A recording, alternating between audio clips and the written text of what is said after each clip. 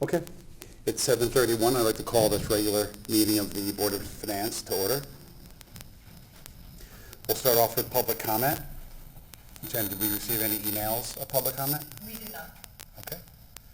Does anyone in the room have any public comment? Okay.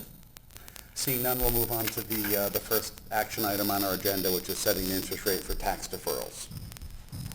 This is required per our Code of Ordinances, where we set the deferred tax interest rate based on the earnings rate for STIF, which in December was 0.10%. Plan A is 1/2 of 1% above that. Plan B is 1% above that. So I'm requesting that you set the following rates: Plan A at 0.60% and Plan B at 1.10%. So, Jen, just one question or maybe clarification on this. I think we set both rates, and then if somebody comes in for a tax deferral, they then decide which rate they apply to that? Right, the assessor's office has criteria for which plan people would fall under based on, I believe it's all income-based. Okay. And so whichever plan the applicant falls into is which rate they would apply. And Jen, is this the rate for the entire year? Yes. Okay.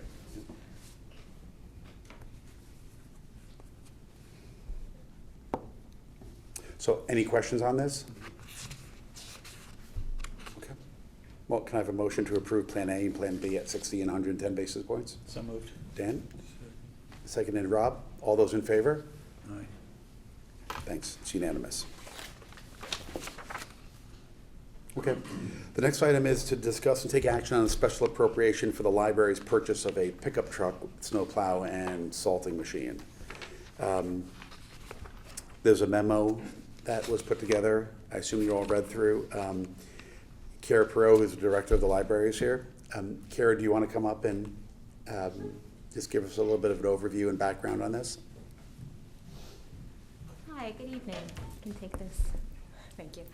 Thank you for making the time for us this evening. So as you can see in the proposal, generally we do not come to the town of Darien with capital expenses. It's only when those show a significant savings in our operational budget as part of our annual town grant process. And that was the case back in 2013. From about 2009 to about 2012, the library was using an outside snow removal service, and it almost doubled in that span from 2009 to 2011. It went from about $12,000 a year for an annual service contract to over 20. So it wound up being put in as a line item in our building operations maintenance section of the budget for over $20,000. And at that time, the former director, Alan Gray, wisely realized that this was not the most cost-effective solution, that instead of paying this outside vendor to come and do the snow removal, if we purchased a truck, outfitted it with the necessary equipment, snowplow and the salt spreader, and had our in-house person, our building engineer, Vic, do the plowing for us, it would save significantly. So that was the proposal that was brought forth to the town at that time for the approval of that purchase as a capital expense, because it would save significantly, essentially pay for itself in about a year and a half. Over time, and saving $100,000 or more over the lifetime of that truck. It is now 8 years old. It is in very poor condition. We are limping along, but we are hoping to get through this current winter. It is not going to get through another winter. There's a hole in the bottom. The salt spreader is falling apart. It's in bad shape. But it has served, it served his purpose. Just as a point of information, the annual building operating section of our budget back in 2011, 2012, before the purchase of the truck, was anywhere between $450,000 to $500,000 in total for all of the different service contracts and building operations. Just a point of information that over the last 8 years, that line item in our budget has decreased by 15%, a little over 15%. Part of that is, the elimination of that $20,000 or so for the snow removal, and part of it is just our approach to budgeting. Every line in our budget that we bring to the town, whether it's snow removal, whether it's cleaning services, whatever it is, we are constantly looking for the best value for cost-effective savings, whether that's doing things internally or renegotiating contracts. So as you can see, over the past 8 years or so, we've really brought that down.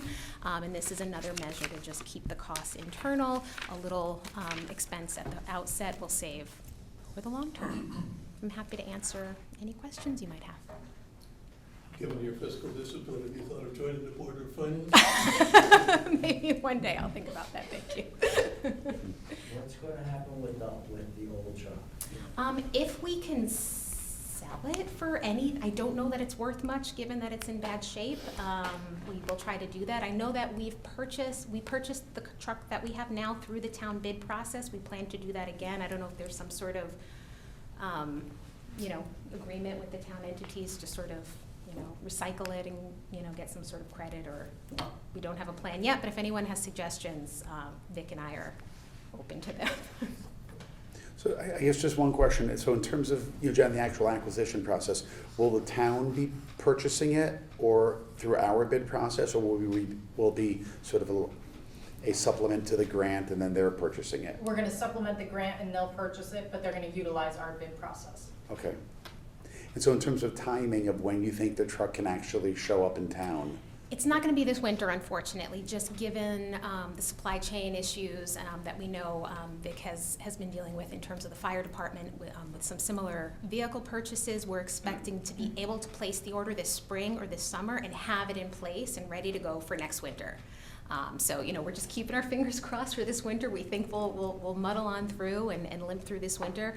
But if we can get approval, that's our plan. Get it by the summer or early fall. If the question maybe for Jen, if there is a residual value on the old truck, how does the town get that, since we would be funding the new truck? So because we don't know exactly what the situation will be, if they are able to give it to Public Works and it can be salvaged, then we would take the proceeds of that sale, if it's scrapped. If it happens to be able to be considered a trade-in on the purchase, and therefore the purchase is a little bit less, we would have the library return those proceeds. Okay, that's all I'm concerned about. Okay, great. And the library currently owns the existing truck? That's correct. Okay. And I know at the end of last budget season, you had either 30 or 40,000-ish left over, and that was Yes, returned to the town? that we returned to the town, that's Okay. right. That was savings in utilities because of COVID. Is the truck new or used? I believe it was new when it was purchased in 2013. The current truck? That's the one, yeah. So in terms of I'm sorry, the plan to truck buy that's the. under consideration. Oh, I think we would be open to a gently used pre-owned truck, but I think, I'll leave it up to Vic and the experts who, have purchased trucks in the past. I have not, so I don't know what the over-under is on that. Well, it looks like the actual invoice or sort of what you have is like a 2021. Okay, So yeah, I'm assuming that's going to be a new Fully truck. outfitted right, yeah. right. at 38? Yeah, and I guess just looking at the numbers, when I added up the cost of the truck plus the snowplow plus the salt spreader, it was actually like 38.8, or 38.7. Right. And I see that you're only requesting 38, so do you have the additional 1,000-ish? Do you plan to use that out of the existing budget? Yeah, I mean, I was sort of rounding for simplicity's sake, knowing that these quotes are also a couple months old now. It was about 6 months old, so it might be a little over. I think, if we're approved for the 38,000, we can manage the, couple thousand extra in our friend's budget, or, we'll make that, or in our maintenance budget, if we have a little there to spend, we can cover that small difference. Okay, yeah, very rarely do people round down before it's. Next time I will round Yeah. up, that's for sure. That's good, we're gonna encourage that. Be our motto here. Round down. Yeah, any other questions? Not for her, no. Okay, Thank you. thank you. Thank you. Jen, anything else we should know about this in terms of timing or? No, they would, we would just encourage them to place the order as soon as possible, just because of supply chain issues, and we need to make sure that the order is placed before June 30th, so that it can be part of this fiscal year. Okay. And did this go in front of the Board of Selectmen already? Not as far as I'm aware. Okay, not yet. Do you plan to go in front of the Board of Selectmen before it goes to the RTM? Yes, it's a special appropriation, so it does require Board of Selectmen approval, so I'll double check with Kate when she plans to have that on. Okay. And when it says contribution from fund balance, for my education, which fund? General fund. So we're making because we're accounting for it as a supplement to the grant, it would come from the general fund as opposed to coming from a capital fund. Correct. Yeah. All right.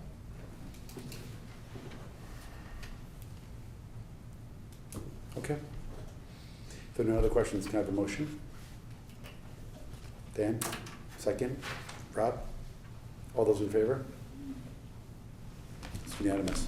Kara, thank you. Thank you very much. Thanks. Seems to be the year of pickup trucks. Seems like we should have some leverage in terms of buying.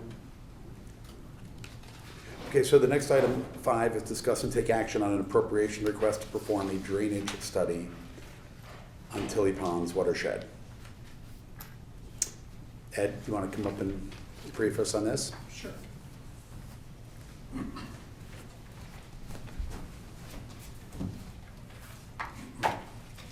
Name's Ed Gentile. I'm Director of Public Works for the town of Darien. The appropriation request you have in front of you is one of 3, and the other 2 you were kind enough to approve previously. This third one, though, is a little bit different. It is going to be a drainage study between, paid partially between the town and the private developers in the area. So let me give you a couple of details for it. The Tilley Pond watershed that's going to be studied will start at Andrews Drive and Old Kings Highway South and make its way up through Corbin Drive, all piped now, under the Post Road, up Brook Street, across Grove Street, underneath the fountain in the plaza on Grove Street, through the parking lot, over to Squab Lane, and then under a culvert under the railroad tracks, where then it's picked up again in the Coons lot and piped to the outlet of Tilley Pond. So that's the section we're going to be working on. I understand through testimony and videos that I saw that Grove Street area, Brook Street, was hit hard by the Ida storm and the one previous to that, Elsa. So we were approached by the developers down there to take a look at it. They decided that they also wanted to participate in the funding it. The total for the study is $43,000. Our half of it is $21,500. The study is being done by a local consultant who's done work for us before in this area, has quite extensive expertise in drainage analysis. They also did the study for the Corbin Drive project, so they've already done a lot of the legwork to analyze the drainage swale that used to go through sorry, behind the First County Bank and 1020 Post Road. Well, they piped it now. So they had to do that analysis originally to do the development. They're just going to extend it now to Squab Lane and up to Tilley Pond to analyze what type of effect these storms have had. Analyzing a 1, a 5, a 10-year size storms, doing a 25, 50, 100. There was a previous study done in 2005 by Maloney McBroom, I believe. And they analyzed it and came up with the conclusion that some piping in the Grove Street area was undersized significantly and can barely handle a 5-year storm. So we're looking to analyze that section specifically to see if that's the problem. The other parts that we're going to be working on are crossing of the Post Road, understanding that there's a bottleneck possibly there. As part of this project, to kick off, we will go out and meet with the DOT. We're going to have those pipes cameraed and make sure there's no blockages, make sure there's no damage to the pipes, any collapses, and start talking to them right out of the gate on possibly having to upgrade those pipes that go underneath that road. Not that they'll fund any of it, but they'll be required to permit it through the permit process through the state road. The timeline for the delivery of final report is anywhere between 4 to 6 months. I'm giving you those numbers. They said most likely this can be done within a 4-month period, if a little bit shorter, but that's what they said they would go on. They have quite a few projects they're working on, and this one is coming a little bit late to the table right now. And we still have to go through the process of the RTM to approve the appropriation. I'm here to answer any questions that you have. Hopefully that explains quite a bit of it. And is this a fixed fee project? I'm sorry? Is the fee fixed? It is. And who is the consultant? Tie and bond? And who are the, I guess just trying to understand here, you said there were 3 sort of individuals or developers chipping in Sure. for this. Who are they? And they will all have to sign the agreement. That's the way I had them set it up. So we're all tied to this one agreement, and making sure that the consultant gets paid. And I think the consultant agreed that this was proper, knowing the individuals he was dealing with in the downtown area. It's BG Bowl LLC in Grove Street Plaza. I think the owner there is Penny Glassmeyer. And I think David Genovese is involved in that also, in those 2 properties. And the other one is West Avenue Parking LLC, and the owner of that property is Kip Coons. So between those 3 individuals in the town of Darien, they're going to undertake this, we'd like to undertake this project to study that area, to see if we can make some headway on the flooding that's been going on down there, and see if there's some improvements that we can do. I guess just to understand this, is this the drainage system that takes water out of Tilley Pond and moves it, or moves it into Tilley Pond? It's the one that it drains Tilley Pond. It drains. It drains. It's the outlet out of Tilley Pond. Now understand the whole watershed for Tilley Pond will have to be looked at, which is what they had done in the past, and the previous study in 2007 had done. And that goes all the way up to Royal School. So understand that whole area comes to Tilley Pond. We're gonna pick it up from the outlet and analyze the pipe segments as they go down all the way to Old Kings Highway South. And so when they get to Old Kings Highway South, is it the issue that they're letting out the water? It discharges right into the Goodwise River under I-95. We took it just a little bit further as it goes to Andrews Drive. So we're discharging basically at the end of Corbin and Old Kings Highway South. This drainage system discharges to Goodwise River, but we want to take the backwater analysis up Goodwise River to see if there's any impact on the outlet itself, see if it's submerged during these storms.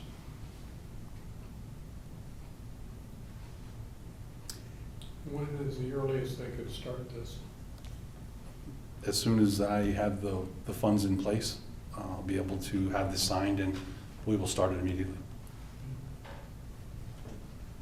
And I guess in the past, are you aware of other instances where in instances like this, where the town has paid half and the developers or property owners have paid half? This is the first one I think I've been involved in since I've been here. I did some in my previous job. It's one of those, if you have good people at the table, vested in the area that you're working in, it seems to go quite smoothly. Just have to keep an eye on the contractor, and we have a very good consultant here, so I'm not seeing that this is going to be difficult to move forward. Just got to give them the time to do their work. Are there any other areas of the town or developers that you think might be commissioning a study with or without our help? There's only one other section that I know that a private consultant has been hired by a private property owner, and it's a large property, would be the Kensett property. I just spoke to the consultant today about that one. They're pretty close to wrapping up their study with some recommendations, but there's some hard recommendations that are going to come out of that.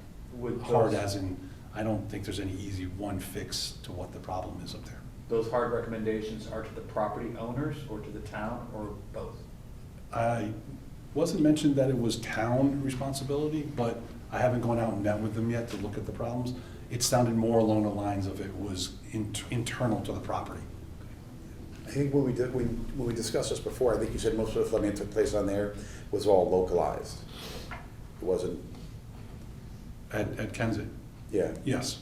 Yes. So it wasn't water coming on the property, it was water from the property. It was coming onto the property, but not getting into the pipes and moving through the system that's on site. From what I understand, there's, like everything else, there's a bottleneck downstream that's causing some of that too. But I wasn't privy to all the information, like I said today. It's the first time I had a chance to speak to the consultant. Okay.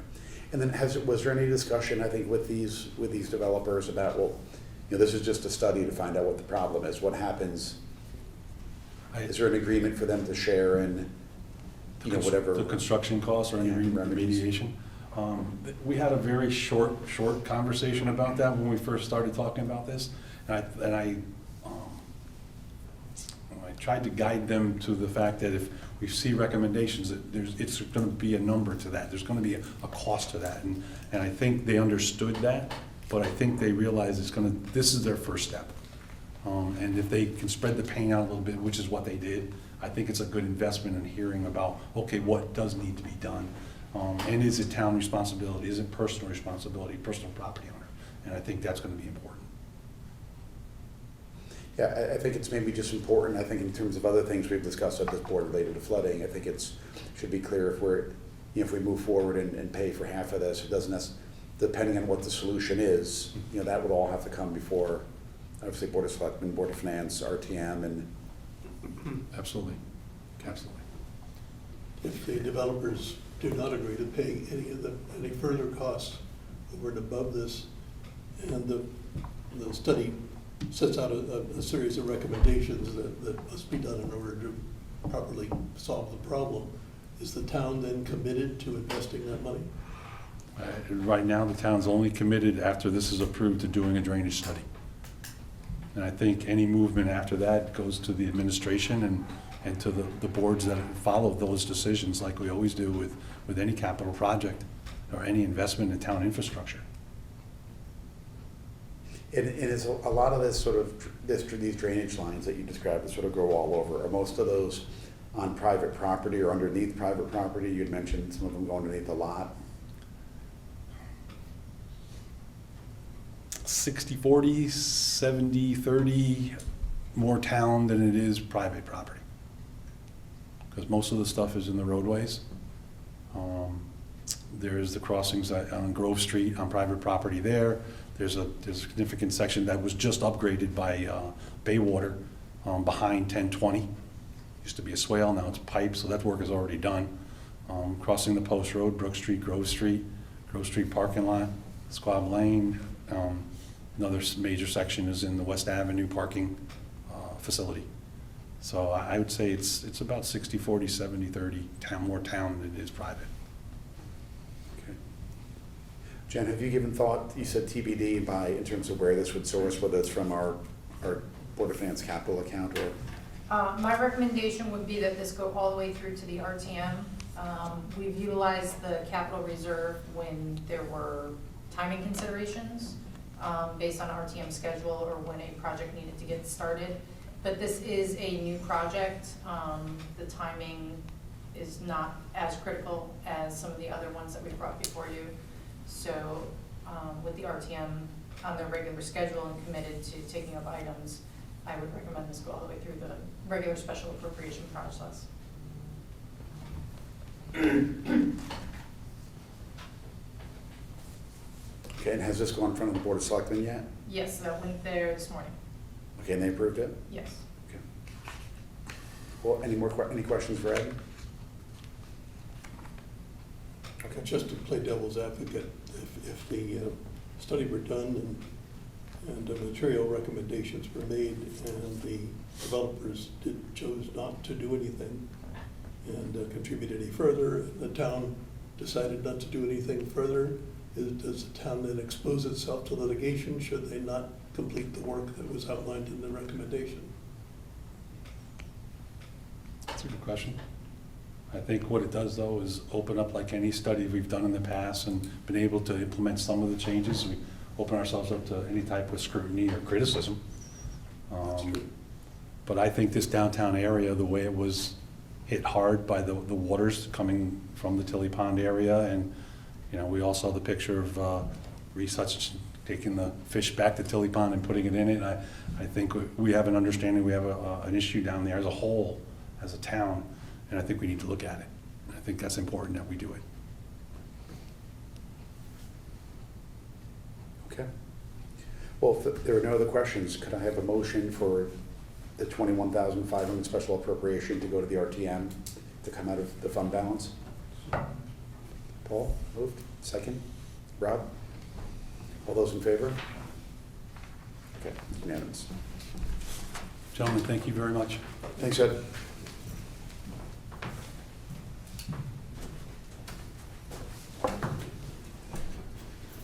So, Jen, next we have 2 transfers. Yes. The first one is a request to transfer $3,600 from the town administrator professional services account to Parks and Recreation tree maintenance. This is in order to purchase a product that's been identified to ensure that the new plantings at Highland Farm have the best chance of successful growth. Park and Rec did not have the funds available in tree maintenance, but the town administrator does have unused funds in professional services. Are these the diapers? Yes, tree diapers. What? That's what they're called. I think they're like the green They gather bag. rainwater. Yeah, And hold rainwater, and then let the rainwater into the tree rather than the rainwater just being dispersing. So that's They part of their couldn't- utility, right? they ain't thought of any better Could you name. buy me one? I need, not me, but my tree.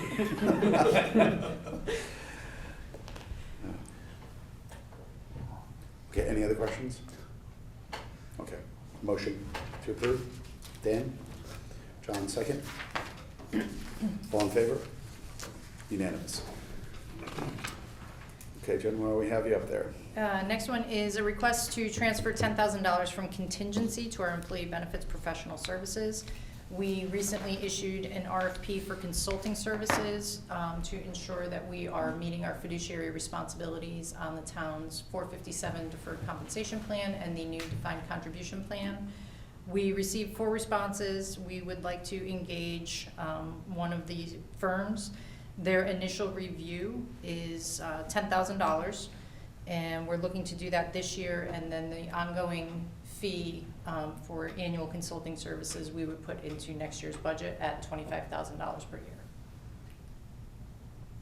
What they're looking to do is take a look at the investment options in the plans, make sure that we have a good mix of options, that they're well-performing options, take a look at our fees, make sure we're getting the best possible fees for our participants, and then also providing guidance to the HR director, myself, and the town administrator regarding governance issues on those plans. Did you say that the ongoing fee going forward would be 25,000? Yes, So it would be more than double the initial cost to do the initial work? right, because they're only doing a review of our existing plans. With that $10,000, we can also have them do an RFP for record-keeping services if we want to look to either change our record keeper or consolidate them. But yes, the ongoing is significantly more. Is this part of this? What else do you get for the regular ongoing? How does it be more than double? We get ongoing review quarterly of our performance with a quarterly performance report of all our investment options, recommendations if there are any that are underperforming that we should put onto a watch list, any that we should add, ongoing review of fees, and a governance calendar, guidance on regulatory issues, new regulations that pop up. And overall, this is aimed at protecting the town so that participants can't say that we didn't do our best as fiduciaries in these plans. Fair enough, just wasn't familiar with that. Is this under the purview of the pension committee?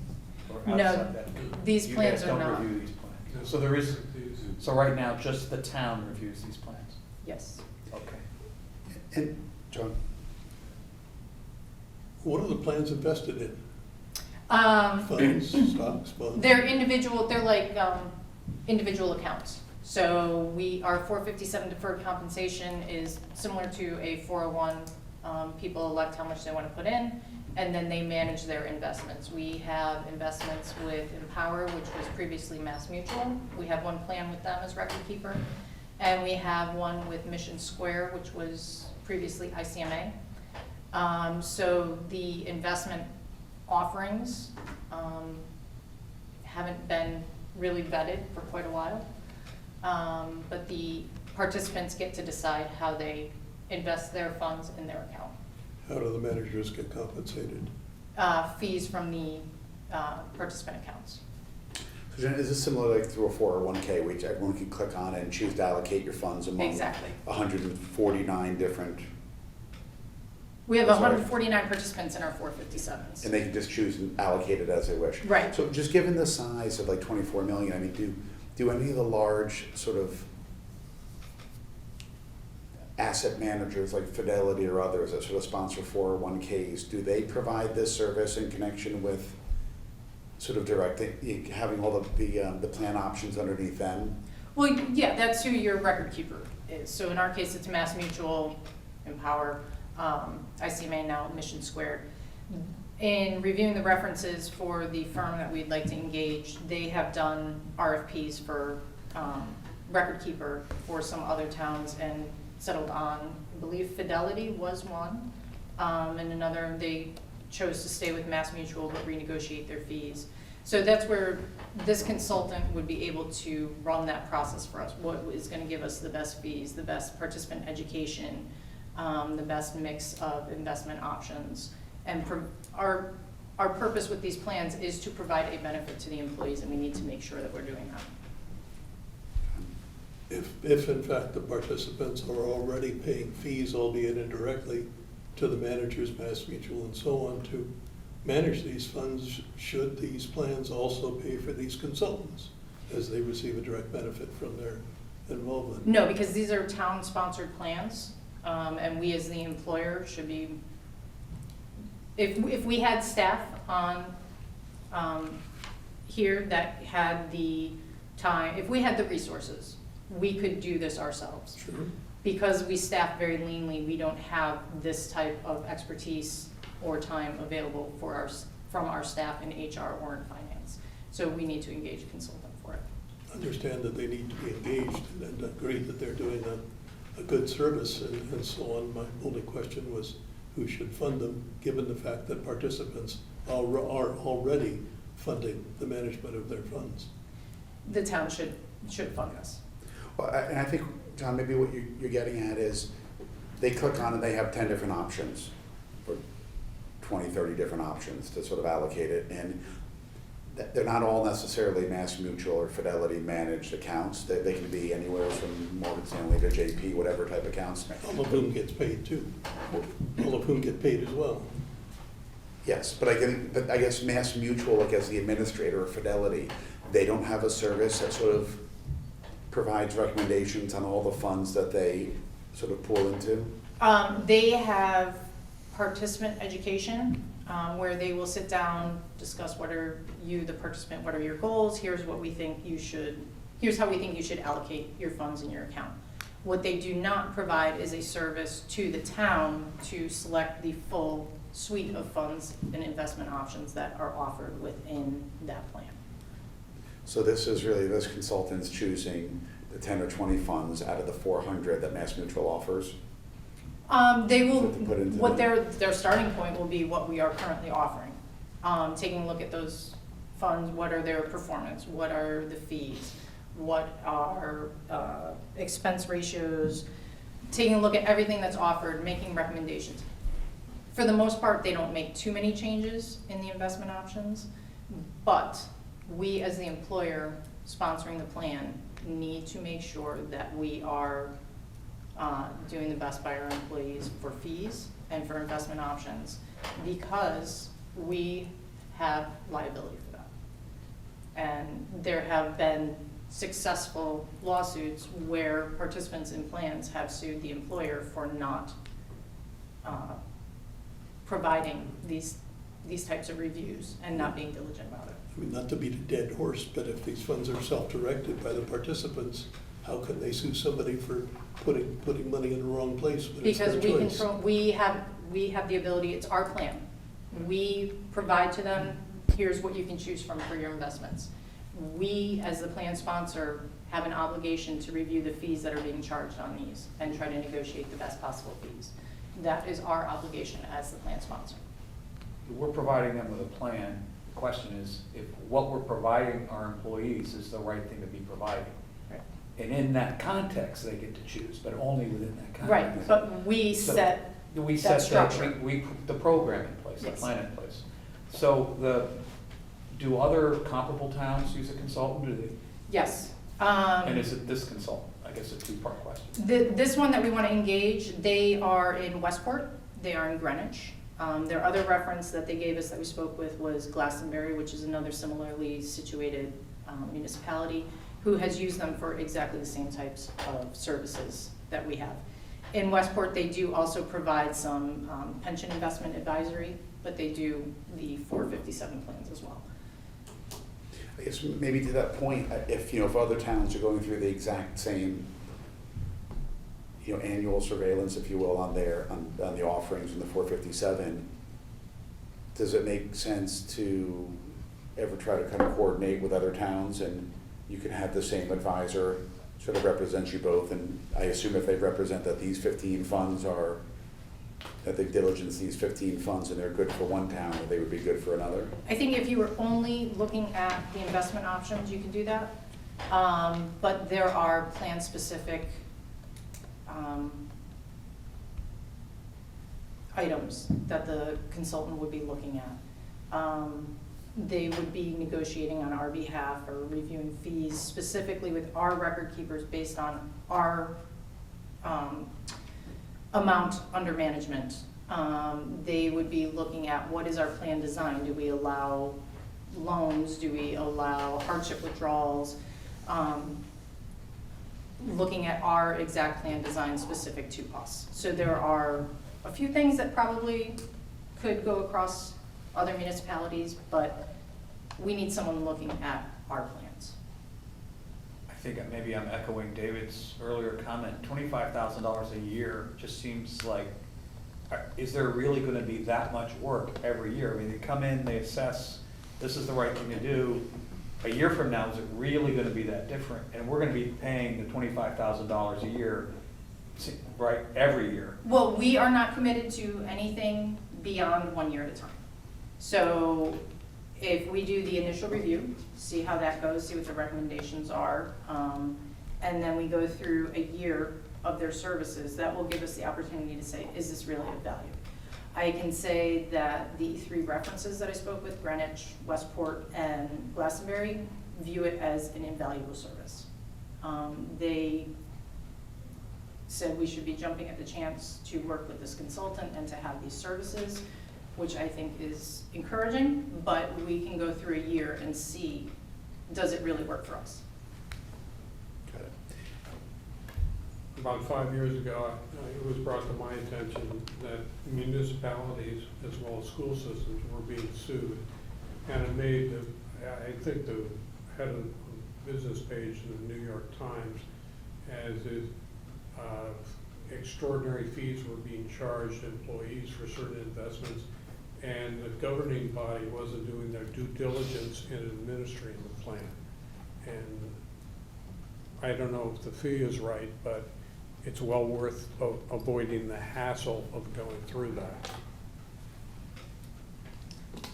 And Jen, this is 24 million. I just know it seems like that's like $50,000 per participant.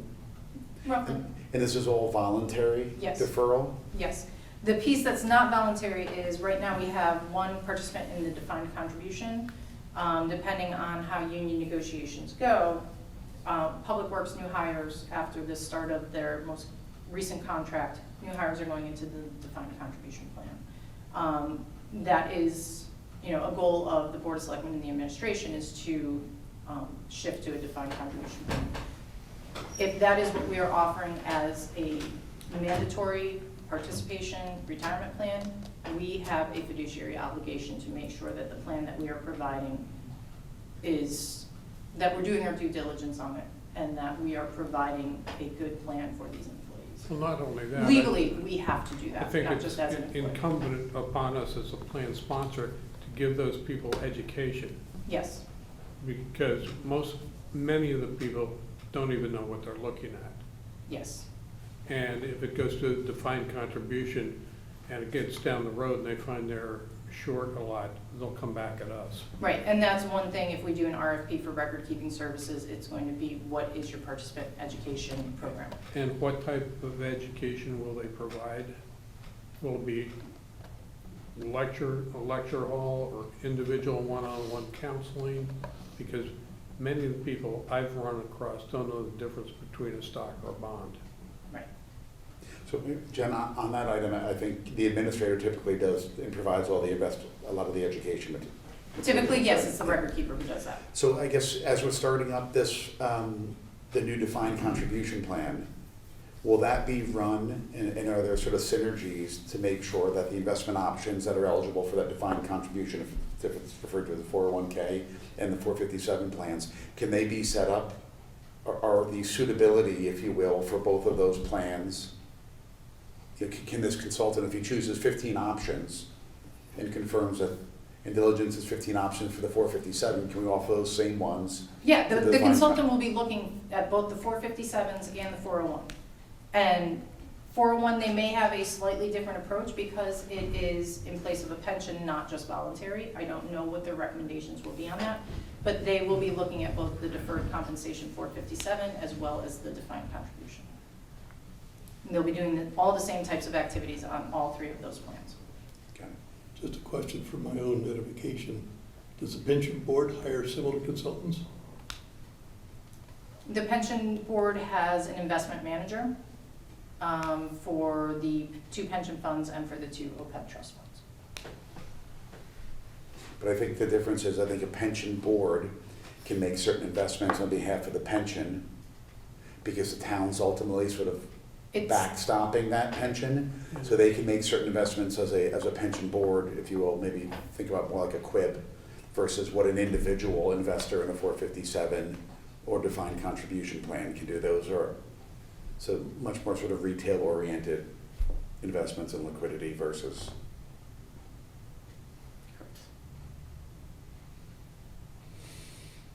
Okay. Any other questions on that? And Jen, I appreciate all the info on this. I think this was a good discussion.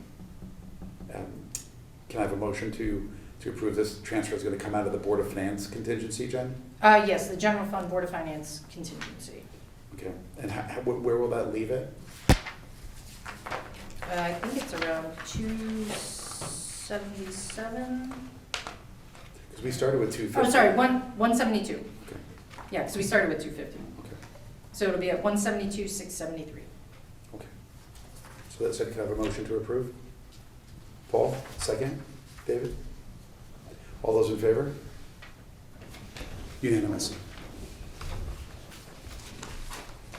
We have a lot of investment managers in this room. Next item is the review of administrative transfers. This is informational only, but the Board of Finance has is given transfer authority per the charter. Any movement between line items requires Board of Finance approval. However, the Board of Finance has granted administrative transfer authority in certain circumstances to myself or a combination of myself and the town administrator. So I can approve up to $500 they'll have to be intra-departmental. I can approve up to $500. The town administrator and I combined can approve up to $5,000. And if something was going from a like to like, so it could be more than $5,000 if within the police department they need to transfer between patrol salaries and detective bureau salaries. If they're both full-time salaries, Kate and I have the authority to do that, even if it's more than $5,000. Part of this program is that every 6 months I report to the board what we have approved. Because it's early in the year, we don't have very many. We've had a total of 7 so far this fiscal year, totaling $7,566.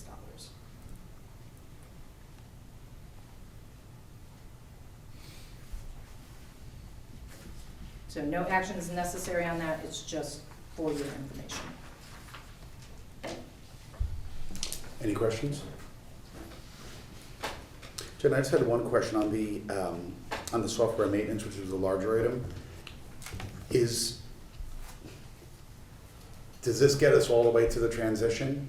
Or is this, like, how far behind schedule, if you are, I should say, behind what we originally budgeted for, are we on that transition? That was it. They needed that to get through, just so that they would have access to City View in October, but they are up and running 100% on the new platform.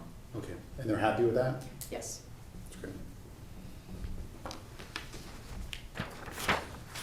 Okay, so no action on this, right? Correct.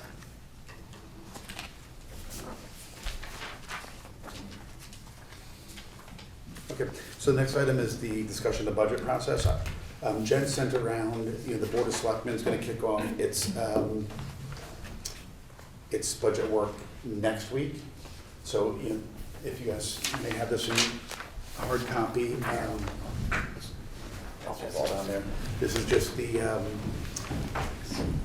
there's gonna be like 6 to 7 days here where the Board of Selectmen, like the Board of Ed, is gonna go through all the different line items of that make up the budget. I'd sent around, a sort of an allocation of teams or trios of us to the various departments within the Board of Selectmen. I didn't hear back from anybody, so I assume everybody's okay with their partner in their budget area. And we'll assume Taylor's happy as well.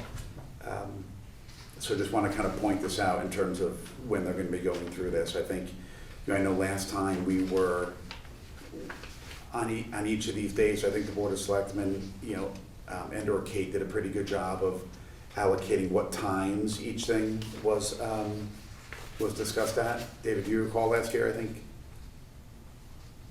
I don't know. So I think we can ask them, or Jen, if you could maybe just ask Kate as they're going through these different discussions to like map out like how far in each Oh, just like the timing like we do with time agenda stamps. Yeah, I items. think it was Yes. incredibly helpful. Somebody did it last year and it was uploaded to the Channel 79 agendas, and it's just very helpful to be able to go back and sort of point and click and see that specific topic there.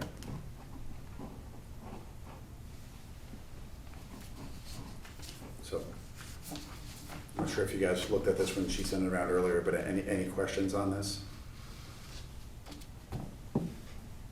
Okay.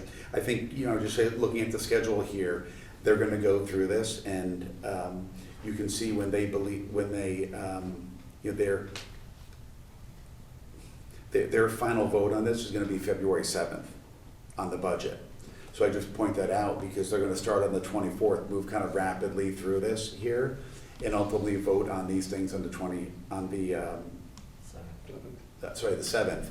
And then it'll come before us, it formally gets presented to us a few weeks after that. But what I would say is, it is important for us to try to watch, but specifically the topic areas that we're looking at, so that if we do have questions or we have concerns or something, I think it's much better to sort of raise them to the Board of Selectmen, to Jen and through Kate and so forth, before they vote on it, as opposed to them voting on it and then us sort of doing it from up here. So I would just, if you have comments on anything, I would say work with whoever your buddy is on that specific topic area and send them to Jen or send them to Kate, copy me, and we can kind of work our questions just like we are with the Board of Ed into their review. So that's all I really have to say on the Board of Selectmen budget. I think in terms of process on the Board of Ed budget, the Board of Ed is having yet another meeting tonight where they're going through, there have been, this will be their, I think, 4th meeting that they've had. Each meeting, they and or others, like the Board of Finance, F&B, CDSP, Education Committee, have all sort of asked questions, and the superintendent and his staff have been relatively quick about kind of turning around answers to those questions in 2, 3, 4 days. I forwarded it across to you guys, I want to say like a week ago, or 4 or 5 days ago, a whole slew of 7 different sort of Q&A. Some of that covered a lot of the questions which I've received from all of you. They're having another discussion tonight. I'm trying to collate all the questions that you guys have raised or called or sent me, and looking at these and trying to put together a final set of questions that we can have to put in front of them. So, I will point out that on the Board of Ed, if you haven't heard, is setting a special meeting, I think on the 24th, right, January 24th?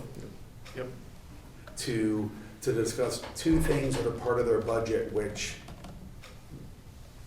which are kind of more policy related, and it's, I think, unsure what the cost implications of those two things will be. One is the open choice program that they're considering, that the superintendent has put forth in his proposed budget. I think it's unclear in terms of what that will cost, what the ultimate number of students that may or may not be in that, and then whether or not the board would actually move forward with that. But they're going to have a special meeting on Monday to receive input from the community. So I'd recommend you all watch that or watch the replay. And then the second item is, for years, I think it's almost a decade now, they've had a one-to-one program in all of our schools. One, which they finally built out through all the elementary schools a couple of years ago with the Chromebooks. And in the high school, they've had the iPads. The superintendent is proposing doing away with that one-to-one and basically allowing a sort of, BYOD, bring your own device. So that's actually going to cut back, if you look at the budget they put forward, which is approximately 4%, they've actually cut out a fair amount of new purchasing of laptops at the high school that they would otherwise do every year. So the budget's actually reduced by that, but because that's more of a policy issue in terms of, whether allowing kids to bring their own device and or how the school would provide for students who can't bring their own device, so that's being discussed there. Again, that's actually a reduction in the budget in terms of equipment, but a little bit of an increase in, I forgot the exact number, but a little bit of an increase in sort of the staff to be able to kind of manage when students are bringing their own devices. I think they built in a little bit of additional support to sort of deal with the different platforms that students are bringing. So I would encourage everybody to listen to that. Is there any further discussion on Ken Shelton that's going to be going on? I don't think that's part of the special meeting. I know the Board of Ed has not approved the transfer yet to fund that, and there's certainly been a lot of discussion on that over the last couple Board of Ed meetings. So, but I think that's a transfer that they're proposing to do within their budget, within contingencies they have built into there. So that doesn't necessarily come before us. Any other thoughts or observations that people are seeing in the budget we should talk about? Or okay, I will mention sort of one thing. I sent an email to Dr. Adley and Duke and the chair of the finance committee at the Board of Ed. You may have heard we've talked about this for the last few years. There is $100,000 that's been sitting around in an appropriated reserve that was put in place. I think we traced it back to like 14 years ago. Sounds about right. Yeah. So a reserve was set up with appropriated funds to deal with any type of special ed cost overruns that might occur. That was set up, I think, when the school budget was half of what it was now, and I think it was meant to somehow smooth expenses if they should have unexpected overages in the special ed budget. When it was set up that the Board of Ed can't actually access the reserve unless they come in front of the Board of Finance and then come in front of the full RTM. So when you think about that process, it's the identical process that we go through with the special appropriation, like we did for the larger appropriation that they needed to sort of deal with all the additional COVID expenses. So in talking with Jen, and as you know, we did last year, we went through a whole slurry of reserves, small, medium, and large that we had, whether it be small capital reserves in town hall and other things, and sort of terminated them, put them back into fund balance, or I should say, sort of eliminated the reserves and either used them, one, to fund the budget, or two, to go back into what I call like the sort of unrestricted fund balance, or unrestricted cash balances that the rating agencies give us credit for, and we can then use for everything. Mm-hmm. So one of the, I've asked the Board of Ed, and I've told them that one of the things we'd probably consider is collapsing that reserve, not because we don't support special education, but because these are sort of restricted dollars that we don't actually get credit for with the rating agencies because they're already appropriated dollars. The rating agencies really only give us credit for our unassigned fund balance, right? Primarily, yeah.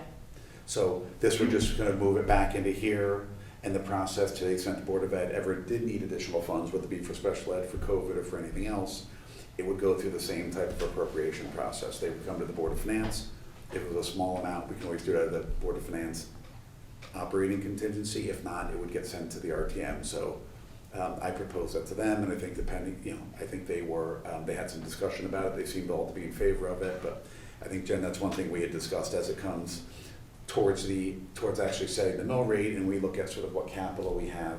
That's something else that we could look at in terms of using that to fund budget and or just putting it back into into fund balance.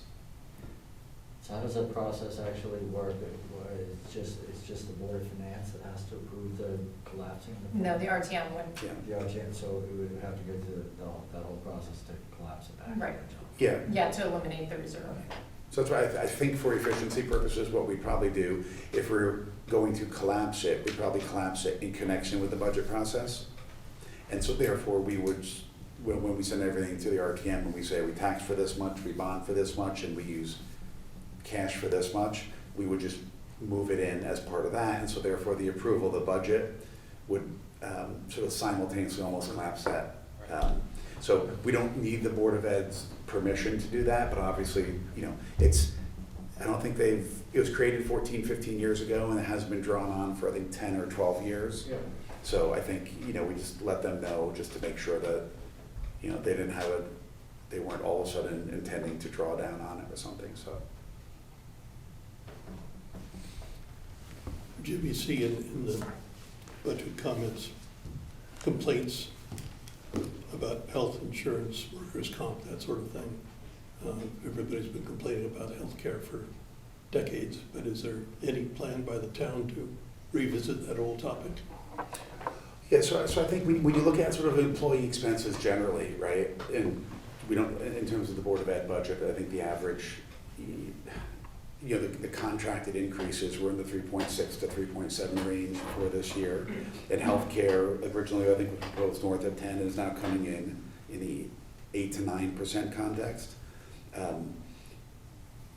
I've had some conversations with Rob and I think others about setting up, and trying to have a more holistic conversation with the Board of Ed and trying to begin to think about things like self-insurance or other ways that we can deal with trying to manage this. I mean, certainly if you looked at the last couple contracts, each one has had the employees taking up small increases in their share of the ultimate, of the premiums.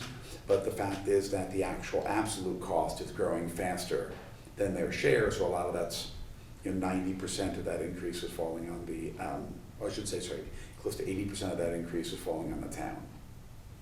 So I think it is one of the things I've reached out to Duke today to try to set up a time where, at least a couple of us that have expressed interest can maybe sit down with Rich and sort of better understand what options they have, sort of the art of what's possible in terms of looking at things like self-insurance. Because I do know, I think, Jen may refresh my memory, but I think New Canaan uses within their Board of Ed and town are both. And town. When I left there, they were both self-insured. Yeah. So I think we should, given the speed at which that portion of the budget is increasing, I think it's something that we should really sort of look at and see if it makes sense for Darien.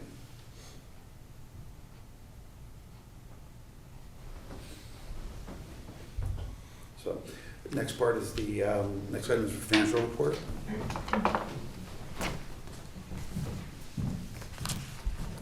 Not much of interest in the general fund. Property taxes collections are consistent with prior years. The percent collected for this year is 65% of budget. Average for the last 5 years was 63%. This time of year, it's really just a matter of if more people choose to pay their January bill in December. So in January, we should see those numbers converge a little bit more. But overall, collections are consistent with prior years, which is good. Our other revenues, Park and Recreation, they have collected through December $677,000 of a $665,000 revenue budget. Along with that is increased expenses. That revenue is a result of high volume of registrations and interest in their programs, which means the expense side is up. I've been working with Park and Rec, and we will be bringing an appropriation to you for them to get through the rest of the year. We'll do what we did last year, where it's really budgetary. We just want to appropriate the excess revenue and allow them to spend it. but that will be coming to you. And Jen, for this upcoming budget, are we working on sort of a new solution? Yes, what we're recommending is a special revenue fund, where it will be a budgeted special revenue fund, but as the year goes on, because it is restricted to just their program revenue and expenses, if they go over budget, they don't have to come back for an appropriation. And at the end of the year, we will sweep the difference between their revenues and their expenditures to the general fund to support the staffing and other items that are covered by the general fund. But it'll be a special revenue fund, which is gonna eliminate this need for them doing their best to project it, and then the world goes crazy and they're off, and we're going through this whole process with all the boards. And Jen, does that work because a special revenue fund, you don't need to, you sort of appropriate all monies collected into that fund? Right, so it's for that designated purpose. So any money that goes into that fund is from program revenues is gonna be the only source. Program expenses is gonna be the only use, and therefore, because it is so restricted, it doesn't have the same requirements for transfers and appropriations that the general fund does. And does that mean they would be able to effectively draw down or spend whatever comes into that revenue fund? Yes, So even if we budgeted 660 and it comes in with $1 million, they can use that. Do they have to go through the Board of Selectmen or through staff, or they No. just have direct access to it? they will be able to spend that. We will monitor it like we do every other fund, because their programs are all designed to not run at a loss. So there should be excess revenues that would come back into the general fund, but we would monitor that as we do every other fund. We can put it on your financial update so we can all keep an eye on it. But I think it's kind of a middle of the road from where we were before, when it was all on the balance sheet and it just all rolled through one account, and every once in a while they'd move money over to their revenue account. We have a lot more transparency on it. I think we went a little too restrictive by putting it into the revenue and the expense side on the general fund. We found that it's just too unpredictable, but I think we can have that same kind of transparency on it, but without the same restrictions requiring additional appropriations. And there's not, I mean, I thought about this a little bit, there's not really a concern that, well, because the revenue's there, they're just going to spend more. I think the way that, I mean, they've always run these programs, I think, very prudently. I think it's been a net positive to the town, I should say, into our budget, right? But it's, you know, they would just run a deficit on the expenses, then transfer it over, so it's, right, like last year, right, they ran additional expenses and then Right. So last year we had, because it was in the general fund and they can't have a deficit in an account in the general fund, we had to come before the Board of Selectmen, the Board of Finance, and the RTM for an appropriation, for them to be able to officially spend the additional revenue that had come in. This special revenue fund would eliminate that kind of red tape on it. Does everyone understand how that would work? But that excess that Jim was referring to, that they have the right to spend, because of the way the accounting works, they can only spend it on other operating related issues. They can only spend it on program expenses. Yeah. Their instructors is So, the yeah, bulk so of their, there's very little room for Yeah. right, shenanigans. right. We don't have to worry about buying diapers for trees. We will always bring that to you as a transfer because it's so fun to talk about.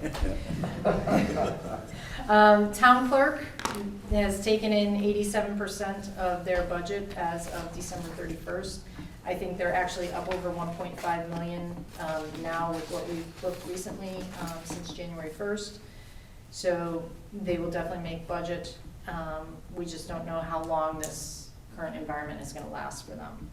And building permits, we budgeted $379 for permit revenue from the redevelopment projects. To date, we've taken in $126,980. Hey Jen, back to the town clerk for a second. Mhm. Do you guys segregate refinancing versus kind of new purchases? We do not, I'm not sure how the town clerk's office tracks it. We put all of that into just their town clerk revenue line. Okay. On the expenditure side, everything's going along as expected, aside from that Park and Rec program expense issue that I mentioned that we'll expect to see an appropriation. Jen, just for education purposes, the debt service dollar amount, so the $8 million is predominantly the accrual for or the encumbering for the July principal payment? No, that is actual principal that we paid in July and August of 2021. We July, burned through the majority of the budget very early. Got it. Yep. All right, sorry. And I think basically we'll probably pay the remaining 2 million on January 15th. Sometime. We paid about $140,000 today. We have payments February 1st, February 15th, and April 1st, and then we're done. Got it. I think- But we have been working to spread out our principal payments so that they're not all clumped in the first 6 weeks of the fiscal year.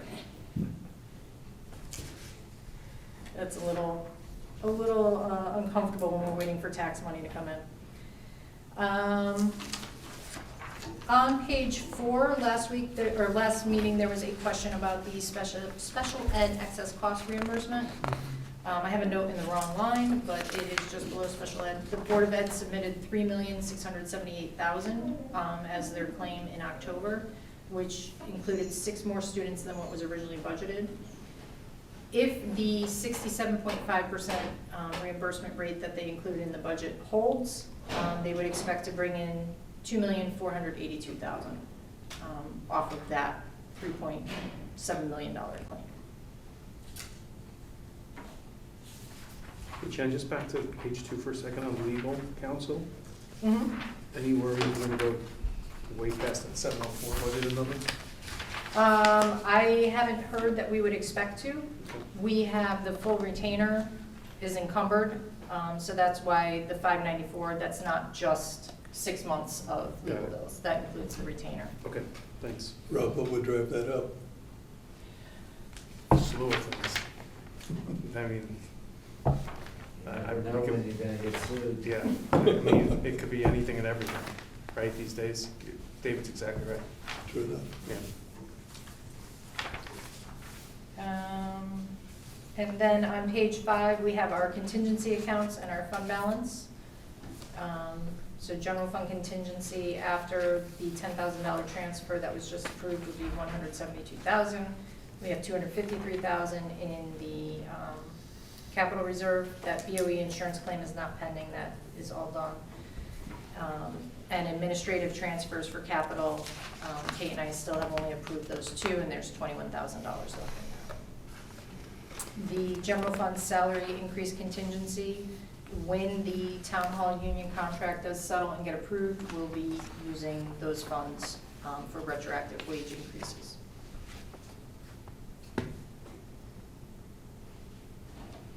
And sewer and parking, sewer fund is doing very well. Parking fund, we're keeping our eye on it. The revenues just, their permits, as I said last month, permit revenue was great. Everybody wants to renew their permits, but our pay station and ticket revenue is down significantly. And any other questions? Jen, one comment on, I don't, you're gonna get to it on page 8, the ongoing projects. Mhm. Kip gave us a revised number on expected state reimbursement on Ox Ridge. Yes, And I think let's just try to update yes, thank you. that number. I think it was 3.5-ish versus 5.5. Yeah, I'll look back and see what that was. Yeah, thank you. I don't have it in front of me.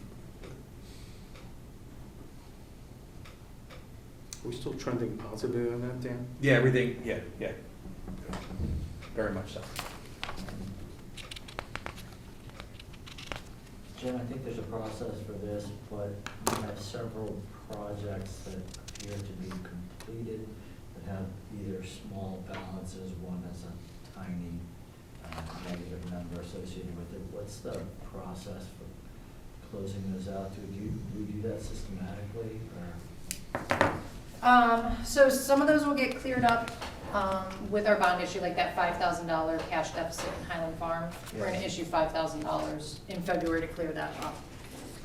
On other projects, say Hindley Roof, if they were to only spend the $400,000 that we had issued, we haven't had a formal closeout of the actual project, but what we do is we come back to you and we rescind the appropriation to bring it down to only what the actual cost was. Okay. And so am I reading this right on page 9, we still need to issue bonds for the Darien High School tennis court? Yes, that's gonna be in our February issue. Okay, and do you know what is the status of the town hall heating improvements? Because my impression was that was pretty far along. That is pretty far along. You guys did a transfer from your capital reserve in the fall. I think it may have been October. So Ed has his company on site, and they are finishing those up. The amount that he requested as a transfer from capital reserve was what he needed to finish the project. Okay. Great, thanks.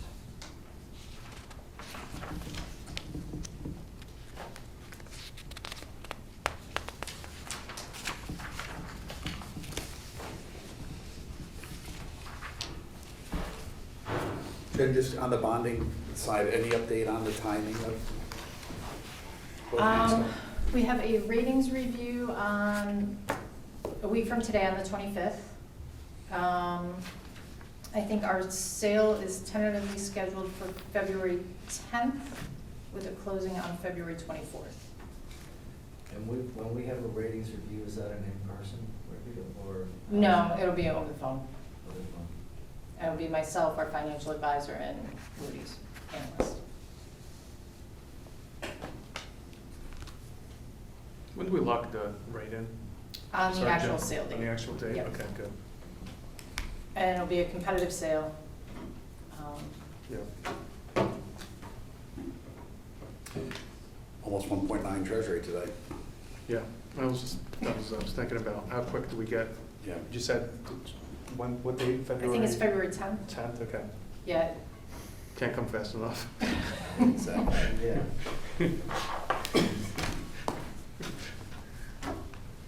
We're still talking about 2% or below treasury.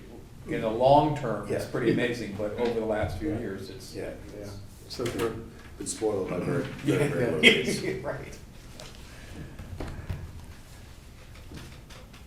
Okay, so next issue is the approval of minutes.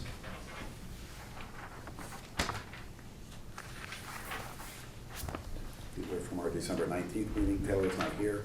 Did anyone have any comments or? that's good. Good, all good. Okay, can I have a motion to approve December 19th minutes? John, thank you. Rob, second. All in favor? Unanimous. I'm just between topics here. The Darien Men's Association has a speaker coming in tomorrow, Craig Flaherty, and he's going to talk about flood mitigation here in town. Should be a good talk. If you want to watch it, you can go to the website, and it will be available by Vimeo probably a couple hours after he speaks tomorrow afternoon. And anytime they're on, it's all the talks are Vimeo. So if there's interest, it's there. That's great. Could you send around the link to all of us? Yeah, I will. Thank you. Great. Special assignments, committee reports, Dan on Oxford? Really nothing more to report there. I think Kip gave us a great report last month. Things are proceeding apace, but there's really nothing of consequence. We're on time, under budget. So, Good. while I have the micro, ARPA, our next ARPA American Rescue Plan Act meeting is next Tuesday.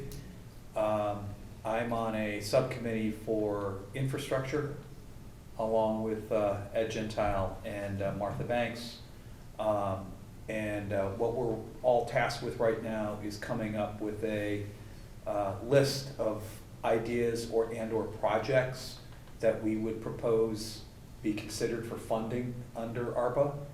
I would say our subcommittee is dominated by water and sewer, which is 2 of the 3 buckets, the third being broadband, that infrastructure category addresses. So we've given a project list to the chairman of ARPA, who's our former chairman, Mr. Zagrodzky.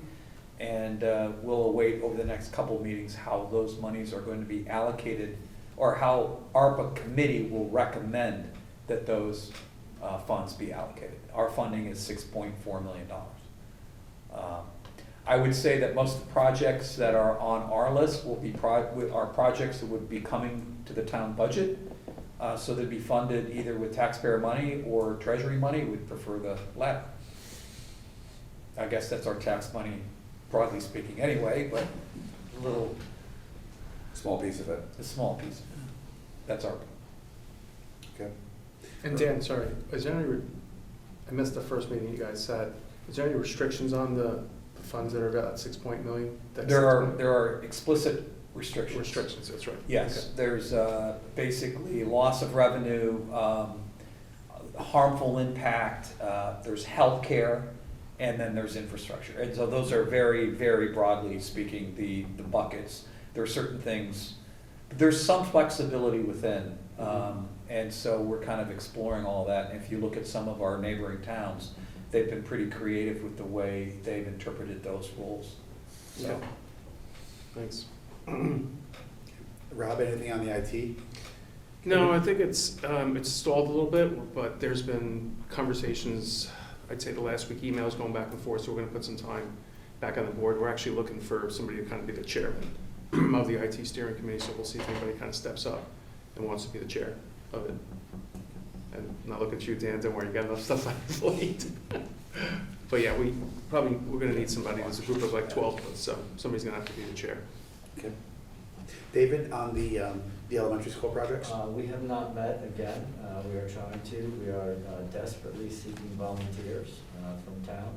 So architects, lawyers, contract negotiation, or management people, anyone with any experience like that would like to step up and help the town, it would be greatly appreciated. We've asked the first selectman to reach out to Dr. Adley to get him to send a message out to all of the parents in town to hopefully get a little broader dissemination.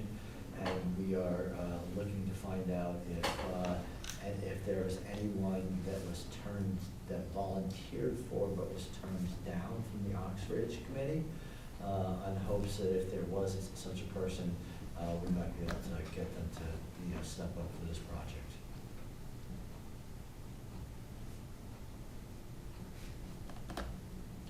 I gave Monica a name of a friend who's a real estate lawyer who expressed to me interest in that. So I'll speak to you offline about that. I don't want That'd be great. Okay, thanks, David. Paul, anything on pensions? We had a pension meeting earlier this month. It was centered around the actuarial evaluation. And 3 of the 4 funds between pension and OPEB are over 100% funded. The only one short of that is a police OPEB, but that's a 79% funded. That's on an upward trajectory. Also, it was recommended and approved that the interest rate be lowered from 6.375% to 3.25%. There was no investment performance reported due to the valuation meeting, and that'll probably come in the April meeting. So will those actuarial estimates flow into what we're going to be plugging into the budget for next year? Yes. They came up with a to recommend contribution. And how is that beginning to look relative to other years? It looks good, which is part of the reason why they wanted us to take advantage of our current situation to start bringing down the interest rate a little bit more. So it's not, so will that kind of flow through part through reduced interest rate and then part through maybe a lower budget contribution? Sure, it sounds like we're cutting the discount rate in half. Oh, it's, I think Paul said 3.25, it's 6.25. Okay. No, so an 8. 6.375 to 6.25. Okay. Yeah. I was a little confused. Yeah, well, 3.25, you could probably hit what Treasury is saying. 3.25, you probably take money out of the fund. Okay. John, I think, I saw that they completed the town hall employees. Yes, Okay. I think they're still waiting for the union to ratify it, though. Got it. So that hasn't gone in front of the RTM yet? No, not yet. Okay. And I guess maybe to finish off on the audit committee, Rob and Taylor and I will have a call on, is it January 31st? 31st. Yes. With the auditor, which is their annual review to go through all the accounts and get an update from them. Jen, do you know, we might be able to get like a draft of it, the report? You have the audit. We did? Yep. Sorry. Send it to you. Okay. Went right past my email, okay. I'll resend Thank you. it. No, Well, I've got some I'll footnote look. reading to do by January 31st. And so Jen, in terms of the timing of the bond sale, like for February 10th, like that's enough time to kind of get to the printer, all that stuff and be ready? Yes. Okay. Did the auditors write a management report? Another narrative summarizing the audit? Yes, there is, Is that right? shared with the rest of the Board of Finance? Hmm? Yeah. Yeah, Once absolutely. the committee meets with the auditors, I'll distribute the full reports to the rest of the board. Thank you. The late night reading. I'd love to read that stuff. Okay. I guess the next item up, I'll be short here, the chairman's report. You know, we talked a lot about the budget in terms of, obviously, we're in the meat of the budget cycle right now. So I don't know that we need to go over that more. You know, I will remind the public, I'll just take a minute, you know, it is the budget season right now, so if people have comments, they should feel 100% free and are invited to kind of come either before or at the end of our meetings, or on, we have an email address which is bof@darien-ct.gov.